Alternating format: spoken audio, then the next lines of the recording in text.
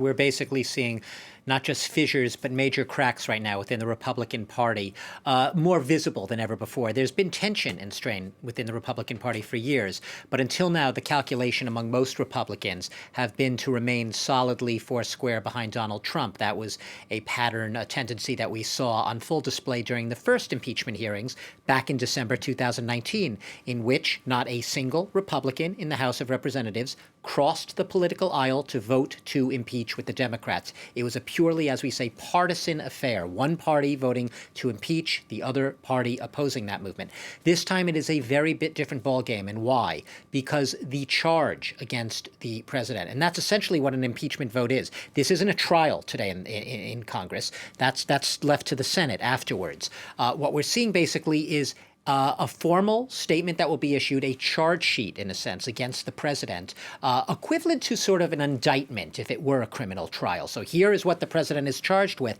And what he's charged with is willful incitement of insurrection. That is, those words, willful incitement of insurrection against the government of the United States.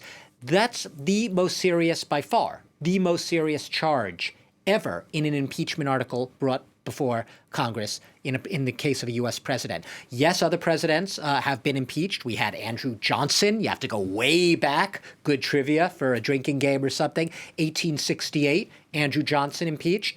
You had Bill Clinton.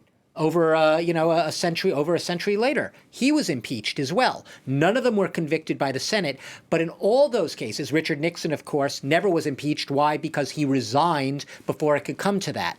He resigned when Republicans in his own party basically said, "Mr. President, you have no more support." The writing's on the wall. Nixon saw it and resigned.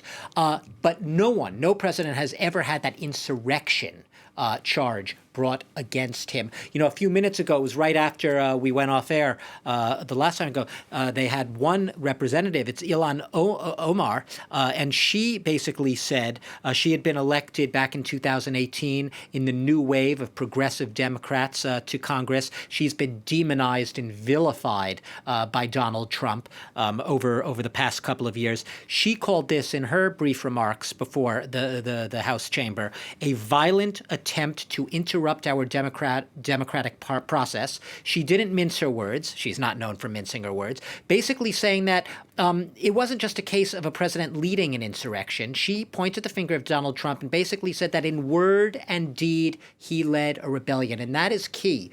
Those words are extremely key to the broader Democratic case, and more Republicans saying essentially the same thing, that Donald Trump was not a passive actor. He was a full-fledged protagonist in this insurrection, in setting this mob, sicking this mob, if you will, against Congress, storming the Capitol, leaving lawmakers to flee for safety, having Capitol Police officer beaten and dying, leaving people dead. He played an active role in inciting this mob, not a passive one. Doug, speaking of safety, and before we cross live back to that House meeting, which is currently underway, there have been some U.S. media reports issued today, and this may not come as a surprise to you, that there are some Republicans who fear for their lives and the lives of their relatives if they end up voting in favor of impeaching Donald Trump. This is the political calculus. There's a political balance here, an equation here. And a lot of this is, you can argue there are some Republicans there